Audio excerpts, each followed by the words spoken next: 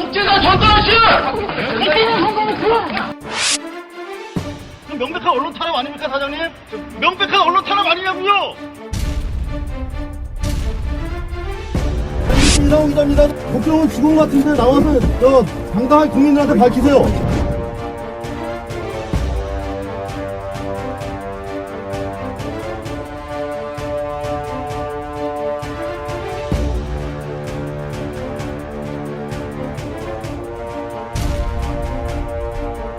2013년 5월 27일 월요일, 2013년 7월 1일, 2013년 8월 27일, 2013년 10월 17일, 2013년 11월 4일 월요일. 고발뉴스 천막에 이재민들이 잠깐 들어와 계신데 33,000명 정도.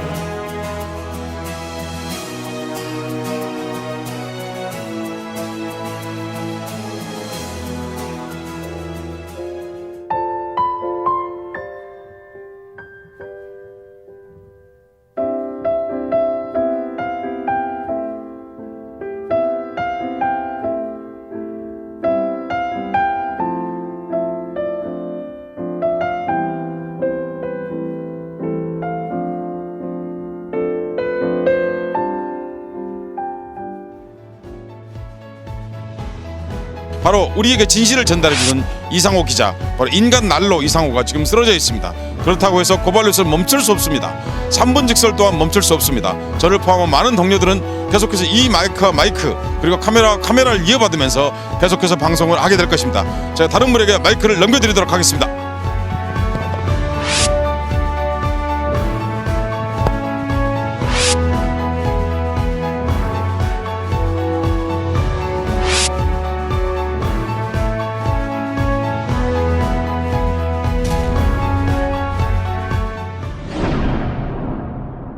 여러분 안녕하십니까? 2013년 12월 16일 월요일 뉴스 독립군 데일리 고발 뉴스입니다. 박근혜 정부가 철도 민영화에 이어 의료 민영화까지 추진할 움직임을 보이고 있어 반대 움직임이 거세게 일고 있습니다. 어제 의사 2만 명이 모여서 시위를 했는가 하면 온라인상에서도 서명운동이 활발하게 벌어지고 있습니다. 다음 아고라 의료 민영화 반대 청원이 목표인 10,000명을 이미 넘어섰습니다. 국민 합의 없는 민영화는 없다라고 하더니 드디어 본색을 드러낸다는 분노 때문인 듯합니다. 박근혜 정부 치하에는 정말 국민은 없는 걸까요? 뉴스 독립군 고발 뉴스 오늘도 굴하지 않고 힘차게 시작하겠습니다. 이 프로그램은 지난 시간보다 11분 늘었네요. 감사합니다. 모두 5,688분의 고발뉴스 정기구독 후원자 제공입니다.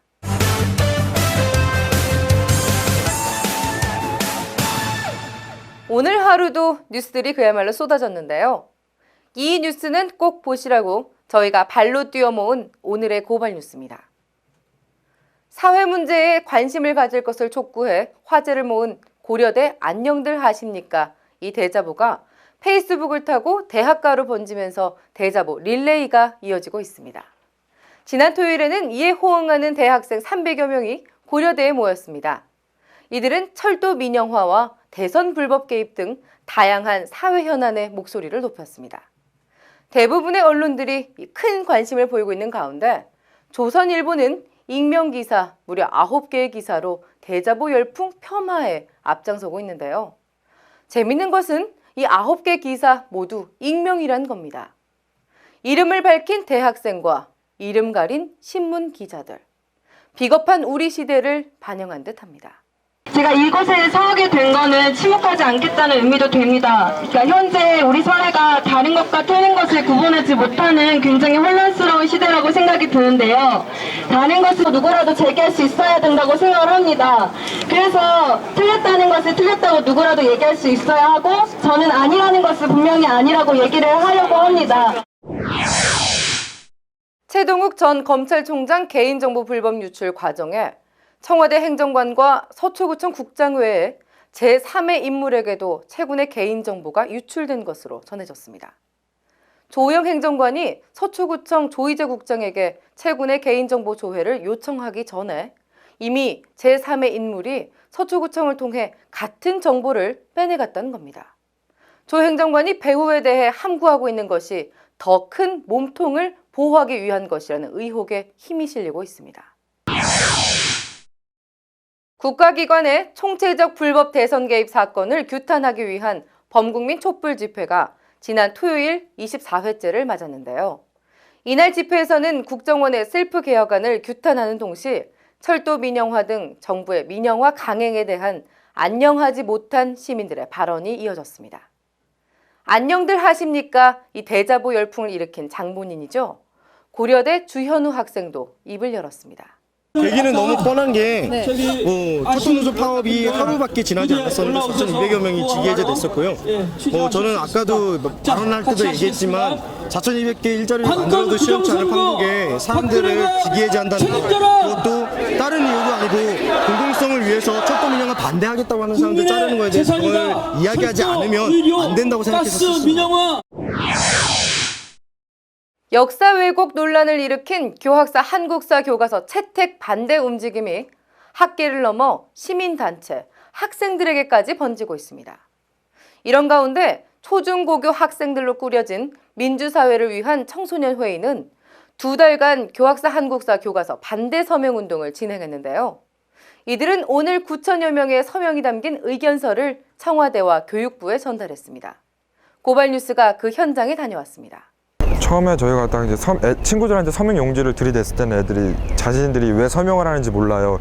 이 교과서에 무슨 문제가 있는지 몰라요. 근데 지금까지 공개된 이 교과서의 문제점들을 저희가 다 제본해서 보여주니까 자신들이 역사에 관심이 없음에도 불구하고 이거는 문제가 있다 이런 식으로 생각을 하더라고요. 이제 얼마 전에 이제 교학사 교과서 수정본 PDF 파일이 공개되고 29일경이면 이제 채택이 완료된다고 하거든요. 그러니까 지금 사실상 저에게 시간이 2주라는 짧은 시간밖에 없어요. 일단 그 짧은 2주 기간에 좀 총력적으로 반대 운동을 하자 해서 9,000명을 모으고 그다음에 오늘 날짜를 잡아서 공개하게 됐습니다.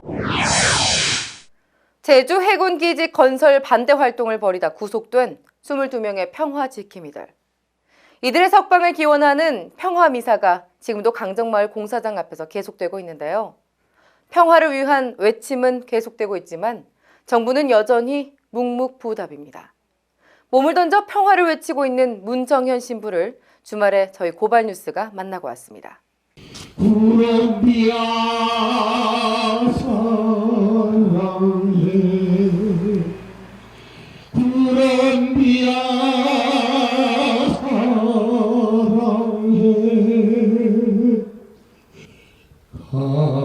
한족의 평화를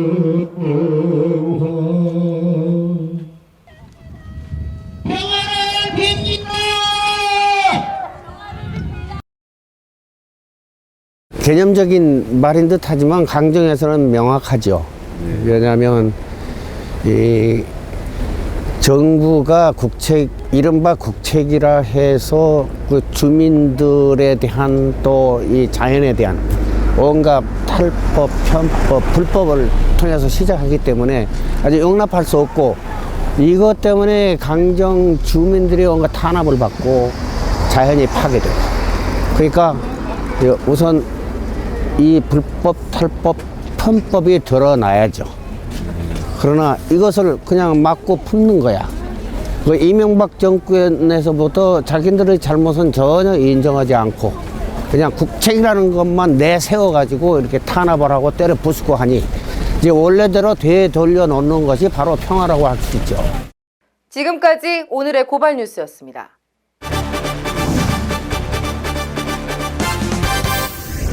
가장 핫한 뉴스를 심도 있게 파고 들어가 보는 고발 리포트 시간입니다.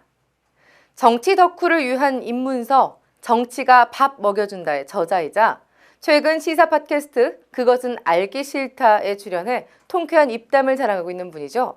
백수 글쟁이 물뚝심송의 첫 리포트입니다. 철도 민영화 저지를 위한 철도 노조 파업이 장기화될 조짐을 보이고 있는 가운데 정부는 이를 불법 파업으로 규정하고 사상 초유의 대규모 직위 해제를 단행하며 초강경 대응으로 맞서고 있는데요. 정부는 수서발 KTX 주식회사 설립이 민영화가 아니라고 주장하고 있지만 민영화가 아니라는 구체적인 설명조차 하지 못하고 있다는 지적입니다. 오늘은 철도 민영화 문제에 대해서 알아보도록 하겠습니다. 정부의 정책을 대변하고 있는 코레일 측은 이번에 추진하고 있는 사업은 절대 철도 민영화가 아니라고 주장하고 있습니다. 단지 철도 운영의 독점으로 인해 발생하고 있는 비효율을 줄이고 고질적인 코레일의 만성 적자를 해소하기 위해서 최선의 대안을 선택했을 뿐이라고 하는 겁니다. 이에 따라 이미 이사회를 통해 신규 법인의 설립을 의결했다는 것입니다. 철도노조의 입장은 전혀 다릅니다. 일단 코레일의 가장 수익성 높은 황금 노선 중의 하나인 수서 KTX 라인을 전담할 별도 법인을 설립하는 것이 바로 민영화이며 이런 식으로 단계적인 민영화를 추진하는 것에 대해 절대 동의할 수 없다고 주장하고 있습니다. 이에 따라 철도노조는 이미 파업에 돌입했으며 이 파업은 결코 불법 파업이 아니라고 주장하고 있습니다. 과연 어느 쪽이 옳은 이야기를 하고 있는 것일까요? 정부와 코레일 측은 이번 수서 KTX 주식회사의 설립이 절대 민영화가 아니라고 강변하고 있지만 별도 법인, 즉 민간 자본이 참여하는 주식회사를 설립한다는 것이 왜 민영화가 아닌지는 설명하지 못하고 있습니다. 또한 이 신규 법인에 과연 누가 얼마만큼의 투자를 하게 될 것인지조차 명확하게 밝히지 못하고 있습니다. 이 조치는 마치 1987년에 일본에서 있었던 일을 연상케 합니다. 당시 나카소네 일본 수상은 일본의 국영철도를 7개의 법인으로 나누어 버렸으며 이는 세계적으로도 철도 민영화 사업의 대표적인 사례로 남아 있습니다. 정부와 코레일 측은 일본의 사례와 아주 유사한 조치를 강행하면서도 절대 민영화는 아니라고 얘기하고 있습니다. 또한 한국철도대학 총장으로 재직하던 시절 철도 민영화를 강경하게 반대하던 최연혜 현 코레일 사장은 왜 입장을 바꿔 이런 사업을 강행하고 있는지 제대로 설명하지 못하고 있습니다. 결국 무엇인지 모를 다른 이유에 의해 철도 민영화 사업을 추진하면서 여론을 의식해서 민영화는 아니라는 거짓말을 하고 있다고밖에 볼 수가 없게 되었습니다. 그러면서 한편으로는 합당한 설명을 내놓기는커녕 마치 화풀이라도 하듯이 파업에 참가한 노조원들을 대상으로 고발 조치와 함께 사상 초유의 대규모 직위해제를 단행하고 있는 것입니다. 이는 스스로 정당성을 상실했다는 것을 인정하는 행동이며 할 말이 없다는 뜻으로 해석할 수도 있을 것입니다. 철도는 모든 산업의 기반이 되는 국가 기관망입니다. 국민 모두의 것입니다. 이 국민의 재산을 국적도 알 수 없는 일부 투자자들의 손에 넘기는 철도 민영화 사업을 왜 꼭 해야 하는지, 왜 지금 해야 하는지, 어떤 사정이 있는 것인지 궁금할 뿐입니다. 이 추운 날씨에 자신의 직장을 걸고 국민의 재산인 철도를 지키기 위해 싸우고 있는 철도노조 조합원 여러분들 힘내십시오. 여러분들은 결코 혼자가 아니라는 말씀을 드리며 마치겠습니다. 고발 리포트 물뚝심송이었습니다. 물뚝심송의 지적, 여러분은 어떻게 들으셨나요? 다양한 의견이 넘쳐나는 오픈 플랫폼을 지향하는 저희 고발뉴스는요, 보다 많은 파워블로거들의 참여를 기다립니다. 블로거가 방송 기자다. 모든 블로거가 국민 리포터가 되는 그날까지 저희 데일리 고발뉴스의 문은 언제나 활짝 열려 있다는 사실 다시 한번 말씀드립니다.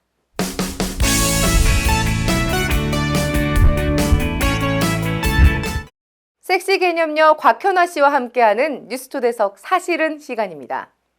정봉주 전 의원, 요즘 대담 형식의 강연이죠.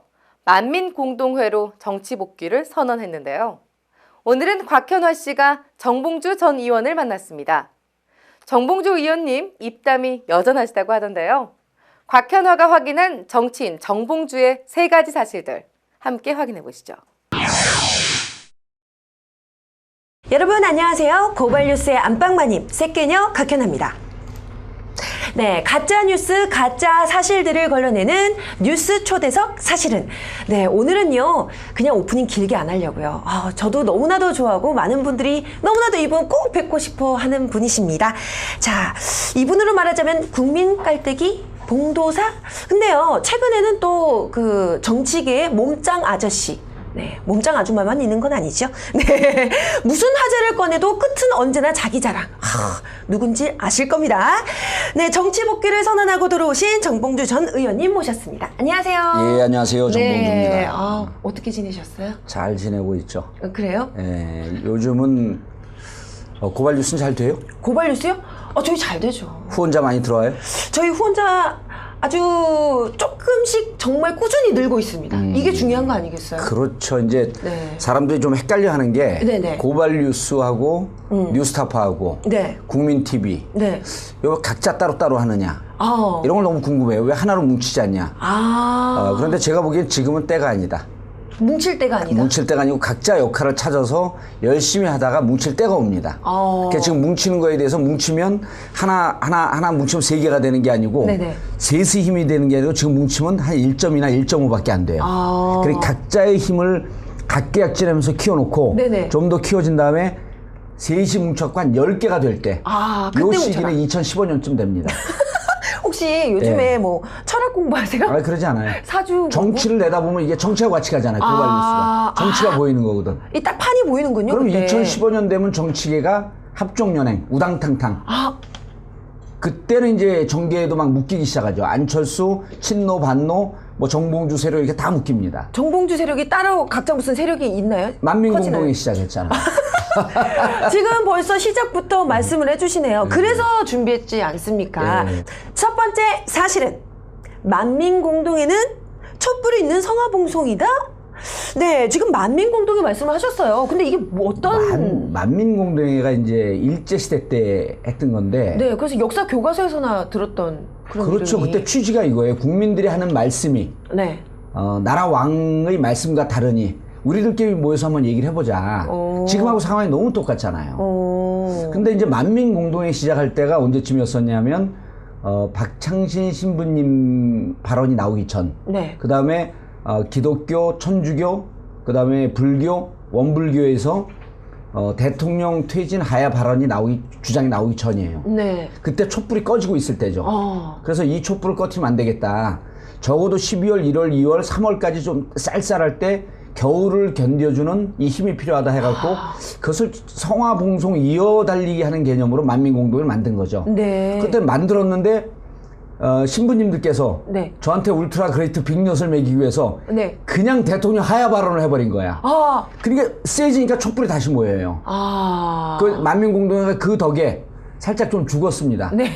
그런데 죽어도 얼마나 지금 상황이 좋아요. 저는 이제 촛불이 그렇죠. 꺼질까봐 왜 그러냐면 국민들이 2008년도에 쇠고기 촛불을 들었다가 겨울이 다가오면서 가을이 다가오면서 죽어요 그때. 그렇죠. 그런데 이런 건 그냥 대통령에게 반대하는 게 아니고 국민들이 우리의 목소리를 내기 위해서 뜻을 갖고 촛불이라고 하는 비폭력 저항 정신을 보인 건데 이게 꺼지면 안 되잖아요. 이건 꺼지면 안 되죠. 민주주의 역사에서 꺼지면 안 되는 거예요. 그렇죠. 그러니까 박근혜 대통령 각하께서도 이 촛불이 꺼지는 걸 안타까워해야 돼요. 왜냐하면 국가가 위기와 재난에 처할 때 누구든지 촛불에 처할 수 있는, 예를 들어 우리 경제 위기 지금 닥쳐봐요. 네. IMF 때 우리 근무오기 했잖아요. 네, 그렇죠. 지금 경제 위기가 닥치는데 나라가 지금 무슨 반공 10개월국 이런 것 때문에 일본과 중국하고 싸우고 한국과 일본과 갈등이 생기고 이런 갈등이 생기는데 만약에 국가가 위기에 처했으면 국민들이 들고 나온 게 의병 아닙니까? 당연하죠. 네. 촛불은 일종의 의병격이기 때문에 식어서는 안 되는, 꺼져서는 안 되는 거예요. 안 된다. 그래서 이제 만민공동을 했는데 만민공동의 취지가 이겁니다. 대통령하고 말씀이 틀리니까 모여서 얘기를 해봐라. 그리고 촛불도 나와서 얘기를 하지만 주로 몇몇 사람만 얘기를 하는데 만민공동에는 많은 사람이 모이기보다 한 100명, 150명, 200명 이렇게 작게 모여서 네. 각자가 얘기를 하는 겁니다. 이렇게 한 8명, 10명씩 팀을 짜갖고 네. 거기서 토론을 충분히 하고 그 중에 대표가 올라와서 또 대표 발언을 하고 그 대표 발언을 하면 난 저게 찬성한다, 반대한다라고 하는 것을 또 투표를 해요. 우와. 섹시하잖아요. 섹시한. 박현아 씨 닮은 게 만민공동이에요. 그러네. 섹시하잖아요. 그래서 이제 그러 하면은 사람들이 와갖고 내가 얘기를 하고 또 다른 사람들은 무슨 생각을 하는지 이 얘기를 섞어보는 자리가 만민공동회죠. 지난번에 첫 회 때 해보니까 네. 어디서 하셨어요? 첫 첫 회 때는 안중근 기념관을 빌렸는데 네. 당신처럼 위험한 인물에게는 빌려줄 수 없다.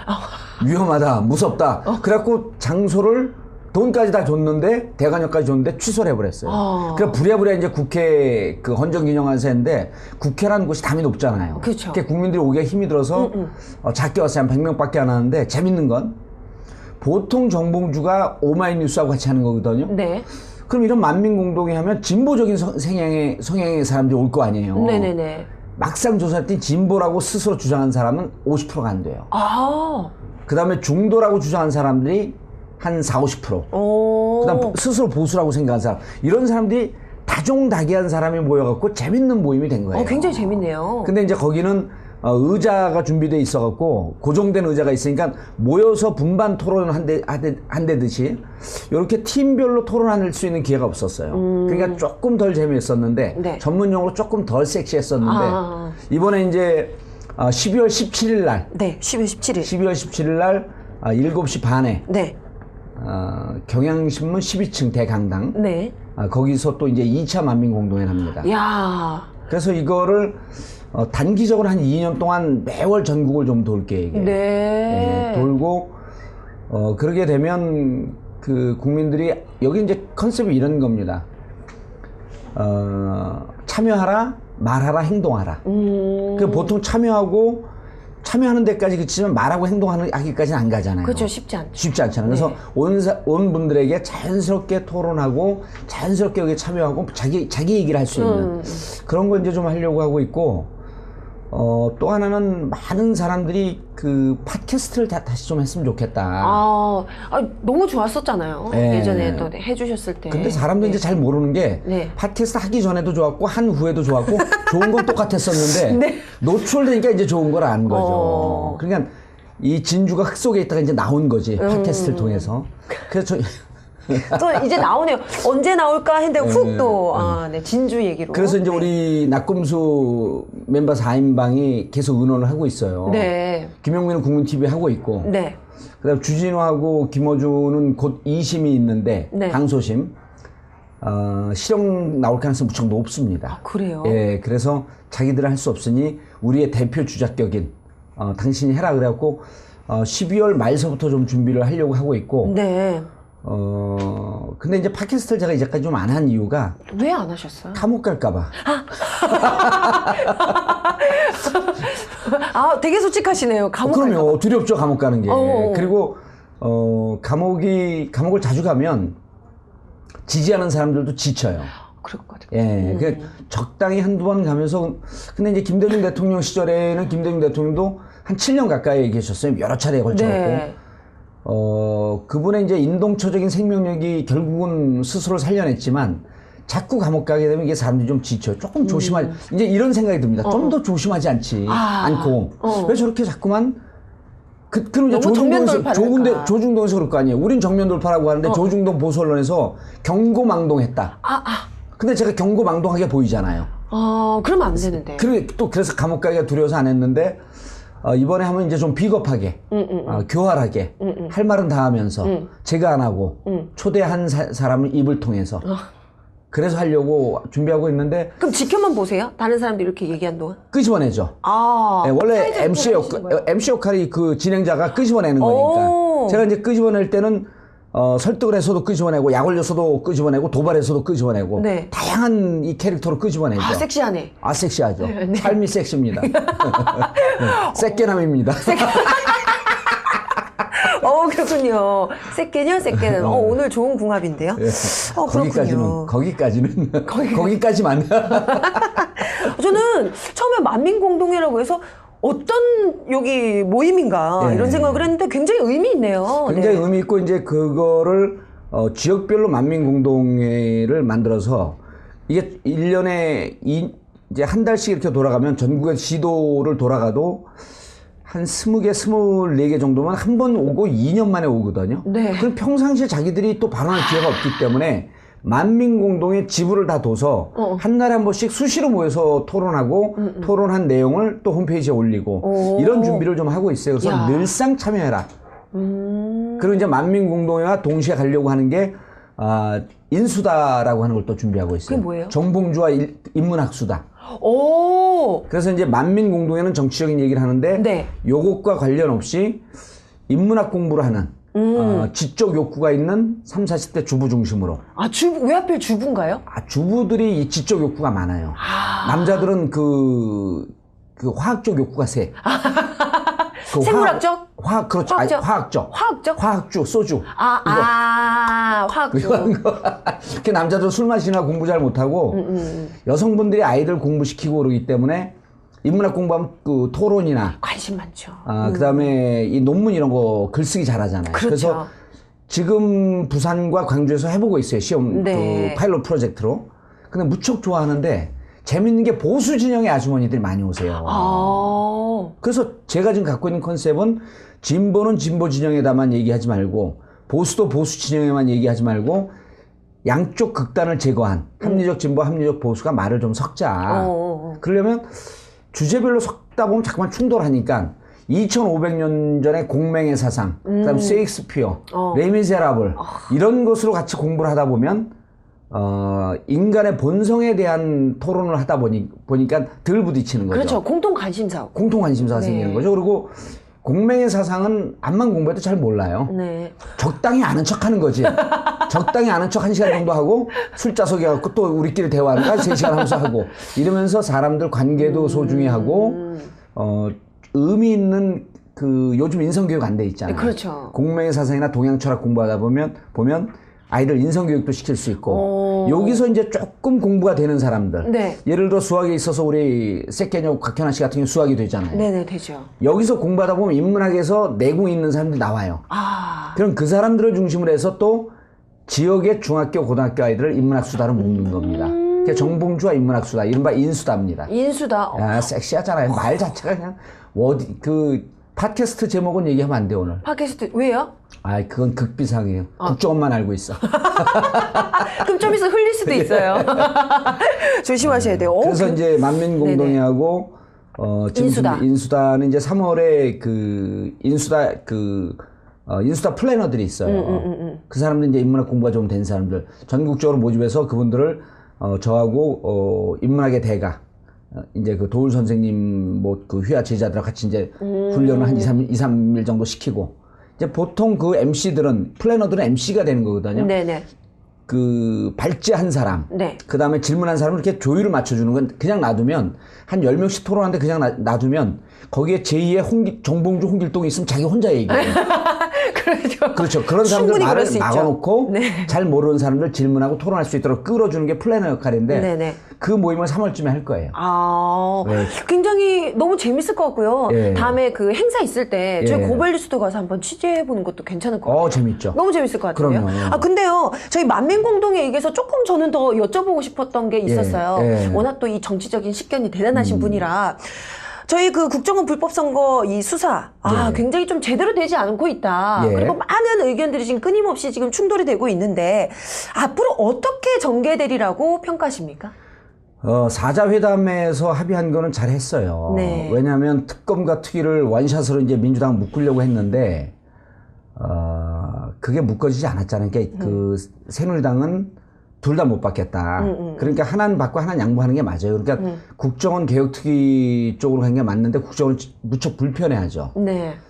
그런데 이제 특검은 두 가지 역할이 있어요.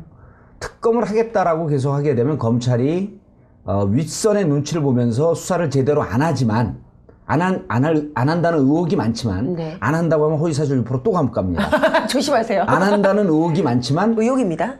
그렇게 잘 안 됐을 경우에는 특검을 하겠다라고 하면 검찰이 위축이 돼갖고 가급적 제대로 수사하려고 하고 검찰 내부에 평검사급들 이분들은 검찰이 너무 권력의 눈치를 보는 거 아니냐 제대로 수사하자라는 요구가 항상 이렇게 솟구쳐 올라와요. 네. 그래서 특검 얘기를 하다 보면 검찰이 조금 더 균형 잡힌 수사를 할 수 있는 지렛대가 된다. 그리고 두 번째는 실제로 수사가 제대로 안 돼갖고 미진하면 특검을 실제 들어가줘야죠. 근데 이제 새누리당이 특검을 안 받는 이유는 이런 거예요. 특검으로 끝나면 되고 그 자체만 그 원세훈 그 국정원장이라든지 국가기관이 사이버 사령부라든지 국가기관이 개입된 것만 조사하면 끝나는데 네. 만에 하나 새누리당 압수수색 들어가면 어떻게 될 겁니까? 이런 여러 가지 사실들이 예기치 않은 변수가 있기 때문에 상황이 벌어질까봐 두려워서 특검을 안 받는 거죠.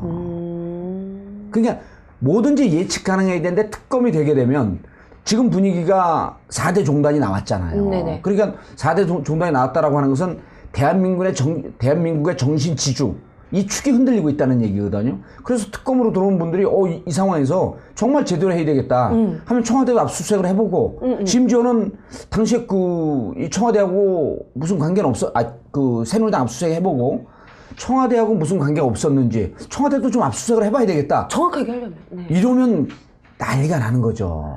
그래서 특검은 사실은 새누리당에서 받기는 무척 불편해요. 하지만 그래도 검찰 수사가 제대로 안 될 가능성이 높은 게 최동욱 검찰총장 찍어내렸죠. 네. 안성열 그 팀장 네. 찍어내렸죠. 그러니까 국민들이 누가 보더라도 이른바 종편이라고 하는 데서 여론조사를 해봐도 특검 받는 게 맞다라고 하는 게 50% 넘게 나오잖아요. 네. 그래서 지금 검찰이 제대로 수사할 것이라고 믿는 사람들이 50%가 채 안 돼요. 이게 종편에서 조사한 여론조사입니다. 그렇기 네. 때문에 국민들은 특검을 받는 게 맞다고 하지만 새누리당 쪽에서는 정리하면 일단 좀 불편하고 불편하다. 그럼 막상 특검 쪽으로 가는 것이 상황은 검찰 수사가 안 되면 맞다. 그런데 그렇게 가기는 녹록치 않다. 녹록치 않기 때문에 저는 5대 종단 분들이 얘기하는 거에 대해서 그분들이 우리보다 공부도 많이 했고 네. 정신적으로 훨씬 더 뛰어난 분들이기 때문에 그렇죠. 그분들이 주장은 뒤에서 나도 이렇게 한마디씩만 하면 됩니다. 우리가 먼저 주장할 필요 없어요, 이제는. 주장하면 나도 숟가락 얹으면서. 그러면서 이렇게. 그러면 왜냐면 그분들이 정신세계 지도자니까 그렇죠. 쫓아가면 되는 거죠. 네네네. 근데 이게 앞으로 전망이 새누리당이 계속 좀 몰릴 가능성이 있어요. 그러니까 어제 그저께 장하나 의원 발언, 네. 그다음에 양승조 의원 발언을 갖고 신경질적으로 강하게 반응하는 게 대통령 지지율은 60%가 넘게 나오지만 지금 지방선거 여론조사를 그 후보들 여론조사를 해보면 2달 전, 3달 전보단 결과가 다르게 나옵니다. 그러니까 야권 지지자들이 그 강세를 보여요. 네. 이게 실질적으로 국정원 정국이 국민들 여론에 파고들어서 미친 영향인데 제가 판단하기에는 청와대가 알고 있는 것 같아요. 그러다 보니까 이걸 자꾸만 이것을 뒤집어 틀으려고 장하나 양승조 의원 같은 경우는 그대로 읽어보면 정말 걱정해 주는데 이걸 갖고 이렇게 과민하게 반응할 수가 있나? 정확하게 과민하게 막 뭉치시더라고요. 이 새누리당 의원들이 막. 그렇죠. 뭉치는데 일반 국민들이 보기에는 썩 그렇게 하지 않을 거예요. 요즘 새누리당만 뭉치는 게 아니라 종편도 뭉치잖아요. TV조선 그다음에 채널A 네. 막 뭉치거든요. 그런데 제가 보기에는 앞으로 가면 갈수록 이 문제에 대해서 적극적으로 해결할 의지가 없으면 계속 코너에 몰리지 않고 그 영향과 결과가 6.4 지방선거에 반영되지 않겠느냐. 잠깐만요. 근데 말씀 듣다 보니까, 만민공동회에서 우리 또 이 국정원 이 수사 이 대안까지 어떻게 대처해야 될 것인가 네. 굉장히 그 길을 열어주셨어요. 네. 우리가, 숟가락을 얹고 우리는 그 의지에 같이 동참하는, 네. 굉장히 좋은 말씀을 해주셨는데, 그런데요. 지금 두 번째 질문을 좀 넘어가야 될 것 같습니다. 두 번째 질문도 굉장히 궁금해지는 게 왜냐면, 이렇게 좋은 말씀을 많이 해주시고, 뭔가 이 굳건한 의지를 보여주신 분께서 한 입 갖고 두 말 했단 말이죠. 그래서 나온 거. 두 번째 사실은, 종편 출연, 시청자와의 교감을 위한 것? 저는 제일 처음에 종편 출연하신다는 얘기 듣고 깜짝 놀랐거든요. 예. 죽어도 종편에 출연하지 않겠다. 라는 얘기를 한 적은 없어요. 없었어요? 예, 그런 얘기를 한 적이 없었고. 네네네. 종편 출연이 이영희 선생님은 대한민국의 최고의 언론인이시죠. 네. 이영희 선생님은 뭐라고 말씀하셨냐면 파시즘으로 복귀하는 거다. 라고 강력하게 얘기했는데 저도 그 부분에 대단히 동의합니다. 그런데 이제 종편을 지난 좀 선택적으로 볼 필요가 있다고 보는 거예요. 네. 그러니까 종편을 지금 없앨 수 있는 상황이 아니잖아요. 그건 그렇죠. 그러면 종편에서 종편을 보는 분들이 대체로 한 7, 80%가 보수 진영의 분들이에요. 근데 그분들에게 우리가 말을 섞고 우리의 메시지를 전달하려고 하는 노력을 하는데 그 감정법과 실질적으로 현실적 필요성 이거하고 충돌하는 거거든요. 그리고 이제 저 같은 경우 세 번째 욕구도 있죠. 먹고 살아야 되는 이 경제적인 부담도 있고. 네네. 그런데 감정적으로 저는 조선하고 동아는 출연을 못 하겠어요. 그래서 조선에 그리고 이제 또 하나는 장르로 보면 예능은 출연을 못 하겠어요. 예능에 출연 제의가 있었어요? 예능 출연 제의 지금 받아들이면 아마 제가 예능의 신이 돼 있을 거예요. 한 10군데 나가 있을 거예요. 어마어마하게 들어와요, 예능은. 그래요? 예, 예능이 제일 많이 들어와요. 예능도 지금 얘기했던 두 방송국 예능에서 외주 제작사들이 그쪽에 누려고 많이 들어와요. 그 몸값도 비싸잖아요, 제가. 근데 예능은 안 나간다. 왜냐하면 정치인이 예능까지 갔다가 찍고 다시 정치로 돌아오기는 저는 거의 불가능하다고 생각해요. 왜냐하면 정치하고 하는 것이 기본적으로 신뢰를 주는 건데 예능까지 가기에는 너무 멀다. 요즘 근데 정치인들의 예능 출연이 망했잖아요, 그래갖고. 어디서 한 겁니까? JTBC에서 적과에 동침했잖아요. 네네. 무슨 빼빼로 같이 먹고 그 방송에서 뽀뽀하면 그게 여야 화합인가요? 제가 그거 없어진다고 예견했거든요. 네. 메시지가 없잖아요. 정치인이 나오면 무조건 메시지가 있어야 돼요. 웃고 즐기다 보면 짠한 뭔가 있든지 웃고 즐기다 보면 정치는 이런 것이다라고 하는 것을 이해해야 되는데 적과 동침 없어졌어요. 그래서 제가 PD한테 문자 보냈죠. 잘 없앴다. 축하한다. 뭐래요, 그러니까 PD가? 면목 없습니다. 왜냐면 그거 하면 안 됐던 거거든요. 그래서 정치인들이 나와서 여야가 화합하는 모습을 보이더라도 적어도 교양까지 선에서 멈춰야 된다. 그리고 거기서 메시지를 주려고 노력을 해야 되는데 웃고 즐기다 보면 메시지가 나와야죠. 근데 메시지까지 전혀 없으니까 이건 난 문제가 있었다고 보고 네. 종편은 이런 거예요. 그래서 감정적으로 TV조선이나 채널A는 출연 못하는데 채널A 중에서는 쾌동함만 출연합니다. 네. 왜냐면 그건 라이브예요.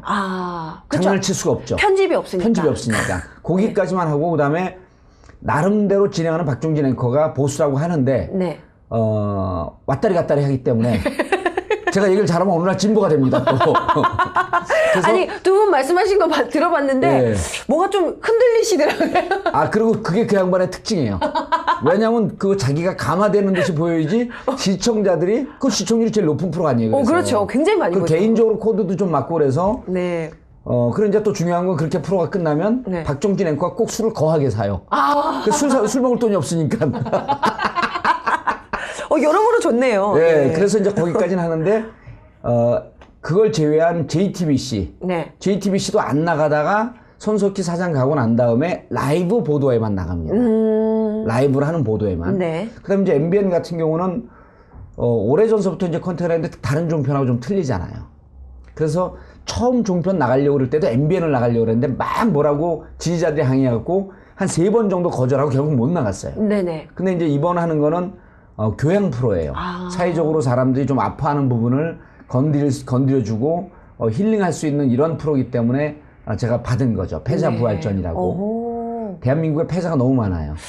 네, 그분들 좀 아우러야 되는데. 그분들이 좀 부활할 수 있는 네. 마음에 위로받을 수 있는 이런 프로가 될 수 있을 것 같아서 이제 오케이 했는데 파일럿 프로젝트에 아직까지는 시청률이 한 3% 넘어야지 레귤러 방송으로 정규 방송으로 들어갑니다. 그래요? 근데 뭐 이제 제가 나갔으니까 3%는 보상가 한 30% 되겠죠. 3% 힘들 텐데. 아니 그러니까 요즘 거기에 그 엠모 방송국의 그 사극 드라마가 네. 어제 보니까 그 18% 쳤더라고요. 거기에 밀려버리겠어. 큰일 났어. 분발하셔야겠습니다. 그런데 이렇게 종편에 출연하시다 보니까 종편 어떤 것 같으세요? 지금 종편이 좀 변화하고 있습니까? JTBC는 많이 좀 중립적으로 이렇게 가려고 노력하고 있고, 네네. MBN도 프로에 따라 좀 틀린데 MBN도 청와대 입장에서 보면 참 많이 불편한 방송일 것이다. MBN도. 근데 그 TV조선하고 채널A는 뭐 막가잖아요. 네. 그렇죠. 그래서 내년 2월에 종편 재심사 승인이 있잖아요. 어떻게 되리라고 보세요? 어떻게 되어야 한다? 종편을 접지 못할 것 같아요. 그러니까 재심사에서 조중동은 내년 2월 심사고 MBN은 내년 6월 심사예요. 네. 틀립니다, 시기가. 그래서 내년 2월에 있는데 JTBC는 한번 경고 맞았죠. 보도 중립적이지 못하다 그래갖고 경고 받아갖고 지금 심사 중에 있는 걸로 알고 있고, 그래도 어느 방송도 자신들과 운명을 같이 한 방송이기 때문에 조건부 승인을 하더라도 문을 닫아라 하는 정도까지는 가진 못할 것 같고, MBN도 역시 마찬가지입니다. 왜냐하면 이미 투자된 돈이 그 천문학적 그 숫자 아니에요. 뭐 3천억, 4천억, 5천억씩 이렇게 했기 때문에 그런 회사를 닫게 하기는 쉽지가 않죠. 네. 그리고 요즘 종편이 공중파를 밀고 시청률이 계속 상승하고 있기 때문에 저는 접기는 쉽지 않을 거라고 봐요. 그렇게 또 내다보시는군요. 오히려 제가 지금 얘기했던 JTBC, MBN, 그리고 다른 분들은 그 TV조선이나 채널A 같은 경우도 라이브로 하고 편집 안 하면 나가고 하고 싶은 얘기 충분히 해라. 저는 그 채널A 처음 나가서 조중동 이렇게 왜곡된 보도를 하니까 빨리 폐지하는 게 맞다. 나가서 직접. 그러니까 또 박종진은 그거 좋아하더라고요. 그분 또 독특하시네요. 그래서 두 번째 사실은 말씀 듣다 보니까 약간 제가 이러지 않으셨나 했던 부분이 많이 오해가 또 풀리는 부분이 그렇죠. 그리고 그 MBN에서 또 다른 MBN 제작 부장 한 분이 좋은 마인드를 갖고 있어요. 방송은 서민의 아픔을 함께 해주는 것이 방송의 역할이다라고 하는 것이 있기 때문에 또 다른 것도 하나 기획하고 있어요. 현장 뛰는 기획인데 그거는 뭐 기획 단계 때문에 말씀드릴 단계는 아니고. 그렇군요. 네. 앞으로 이 정봉주 전 의원의 활동 기대가 됩니다. 그래서 마지막 세 번째 사실은입니다. 정봉주 정치 재개 사실 목표는 대통령이다? 네, 저희가 한번 이 사실은 확인해 보고 싶어서요. 정치활동 최근에 이제 본격화하기 시작하셨어요. 네. 단도직입 쪽으로 한번 여쭤봐 달라는 분들이 많아서 목표가 대통령이세요? 제가 지금 선거에 나갈 수 없는 게 9년 남았어요, 이제. 그렇죠. 9년. 그 9년이. 선거권 박탈에 지금 10년? 이제 9년 남았네요. 네. 이제 우리 시청자분들이 이 피선거권 박탈이라고 하는 것을 잘 이해를 못 하는데, 네. 보통 국회의원들이 벌금형 받으면 5년이고, 금고 이상의 실형을 받으면 10년이에요. 네. 근데 5년을 받은 사람들도 거의 괴로워서 죽을 지경이에요. 그러니까, 전인가 방송에 나오고 얘기하고 제 활동을 하고 그러지 활동을 좀 못하거든요, 거의. 네. 그러니까 완전히 잊혀지고 영원히 정치할 수 없을 것 같다라고 하는 이 괴로움, 이러한 절망감, 좌절감, 이게 무척 크거든요. 네. 그런데 9년 남았는데 사람들이 물어봐요. 너 바보 아니고서 어떻게 그렇게 웃고 다니냐. 정신 나간 거 아니냐. 근데 네. 혼자 있으면 무척 괴롭죠. 네. 왜냐하면 타고난 DNA가 정치고 평생 직업이 정치라고 생각하는데. 네네.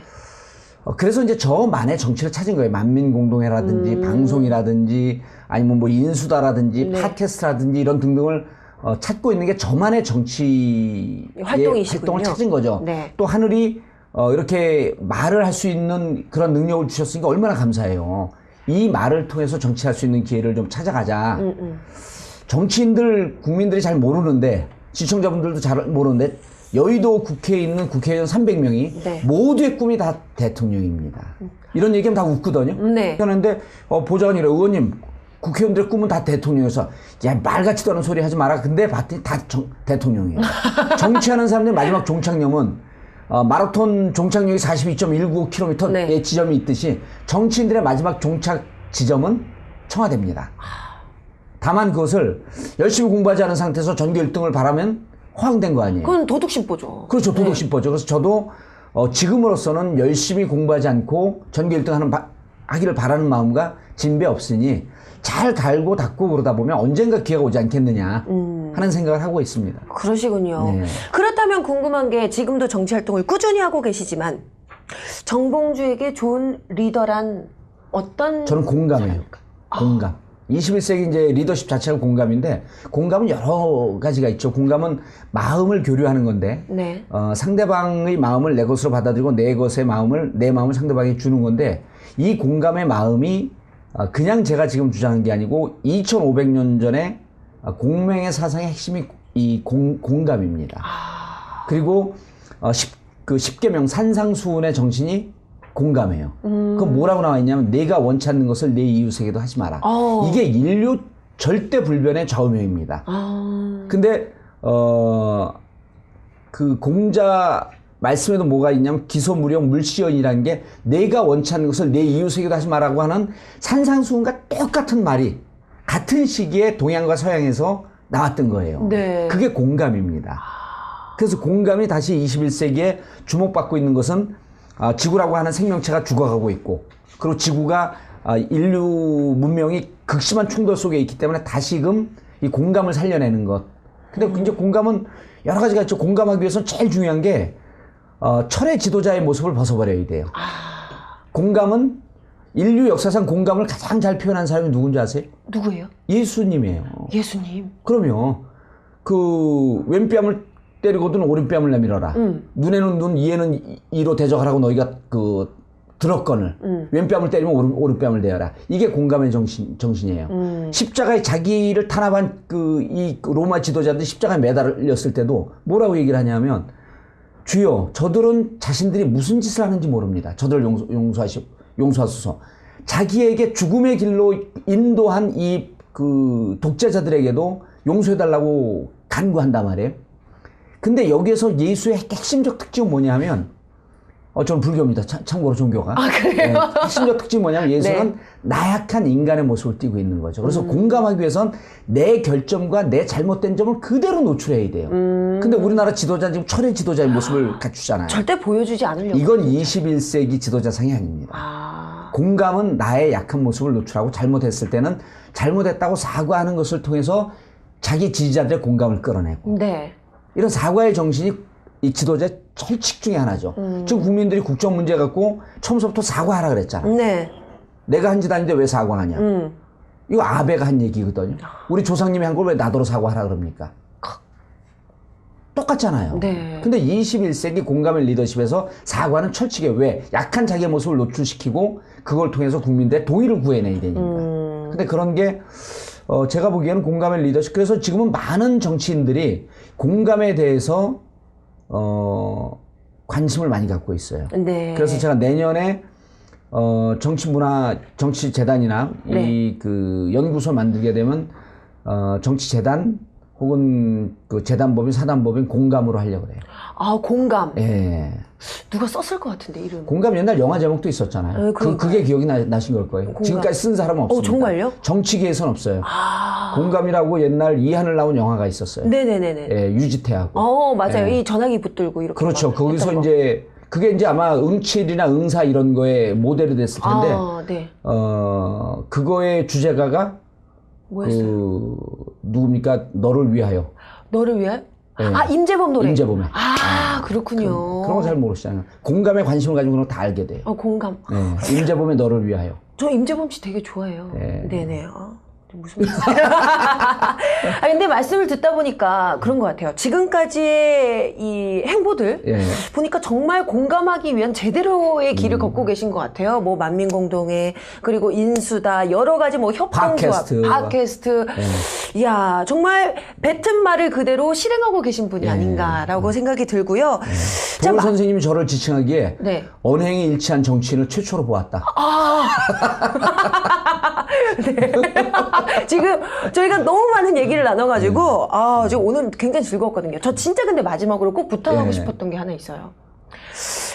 저희 많은 분들이 요즘 굉장히 힘드시잖아요. 또 저 또한 요즘 가끔 또 날씨도 너무 춥고 또 이럴 때 속도 헛헛하고 이거 좀 잘 이겨내기 위해서 좀 그분 힘내라. 길을 불어넣어 주시는 차원에서 저 식스팩 한번 보여주실 수 있어요? 안 돼요. 왜요? 식스팩 함부로 공개하면 안 돼요. 왜요? 안 돼요. 지금 이제 8팩 됐습니다. 네, 식스팩은 지금 겨울에는 잠시 없는 걸로. 네, 지금 약간 1팩, 2팩? 8팩 됐다니까요. 8팩? A팩 정도로 봤다라고 하겠습니다. 아쉽네요. 네, 하지만 그래도 얘기를 들으면서 내내 좀 약간 위로받는 힐링되는 그런 느낌을 받을 수가 있었습니다. 자, 오늘요. 저희 오늘 뉴스 초대석 사실은 굉장히 많은 분들이 너무나도 좋아하고 얘기하는 내내도 웃음꽃이 피었던 정봉주 전 의원님과 함께했습니다. 자, 오늘 3가지 사실을 확인할 수가 있었습니다. 첫 번째 사실은 만민공동회는 촛불에 있는 성화봉송이다. 이거는 정말 레알 사실로 밝혀졌습니다. 네, 아마 만민공동회 덕택에 더욱더 이 촛불이 끊이지 않고 계속 쭉 이어지지 않을까 이런 생각이 들고요. 두 번째 사실은 종편 출연 시청자와의 교감 위한 것이다. 이것 또한 사실로 밝혀졌습니다. 네, 종편을 통해서 우리 정말 대한민국이 하나로 뭉쳐지는 그날을 염원하는 그의 마음을 읽을 수가 있었고요. 세 번째 사실은 정봉주 정치재계 목표는 대통령이다? 이것은요, 사실보다는 아마도 지금 행보를 계속 걸으시면 그 목표라고 말하는 그것을 이루지 않을까라는 생각이 들기도 하고요. 여하튼 정봉주의 정치 목표, 공감은 이루고 있다. 이것은 사실로 밝혀졌습니다. 자, 오늘 너무 재밌는 내용 또 이렇게 너무 좋은 말씀 해주셔서 감사드리고요. 네, 다음에도 꼭 나와주세요. 네. 끝인사는 간단하게 해주시네요. 네, 자, 다음 저희 뉴스 초대석 사실은에서도 사실만을 골라 여러분들께 전해드리도록 하겠습니다. 지금까지 세케녀 카케나였습니다. 시청자 여러분께서 보내주시는 노래로 장식하는 데일리 고발뉴스의 클로징. 반응이 아주 뜨거운데요. 트위터 등 SNS와 고발뉴스.com을 통해 관심 있는 분들의 문의가 계속 이어지고 있습니다. 여러분께서 보내주시는 클로징 음악은요, 매주 화요일과 목요일 뉴스 말미에 소개해드릴 예정이니까요. 관심 있는 분들의 많은 참여 부탁드립니다. 우리가 사는 시대나 우리의 세상 이야기가 담긴 자작곡 동영상을 보내주셔도 되고요. 직접 오셔가지고요, 스튜디오에서 노래하실 수 있는 기회를 드리겠습니다. 질문 있으시면요, 지금 고발뉴스 게시판에 남겨주시기 바랍니다. 오늘 뉴스 독립군 고발뉴스는 여기서 인사드리겠습니다. 시청해주신 여러분 고맙습니다.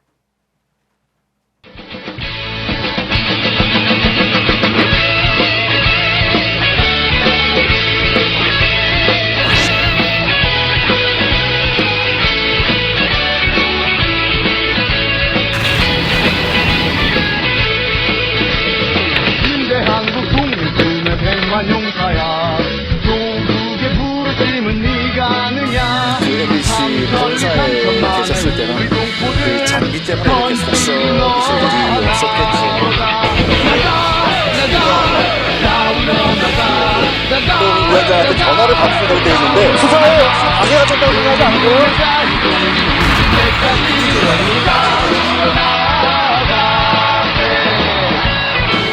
10년 전에 고발뉴스.com 이상호 기자의 고발뉴스라고 하는 홈페이지를 만들면서 그때 사실 어렸을 때 초년병 기자 생활을 할 때부터 너무 많은 사람을 구속시켰거든요. 그리고 너무 많은 사람을 다치는 걸 봤고. 근데 내가 도대체 이 기자직을 왜 하는 건지 되게 회의가 됐더라고요. 그래서 내가 그 홈페이지에도 담아놓은 얘기지만 내 국민의 산물이에요. 그러니까 고발은 사람에 대한 증오가 아니라 사회에 대한 사랑입니다.